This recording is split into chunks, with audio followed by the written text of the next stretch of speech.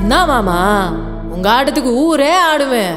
அதுக்கு ஒரு அடியை போட்டு விடுவோம் அப்படின்ற ம் ம்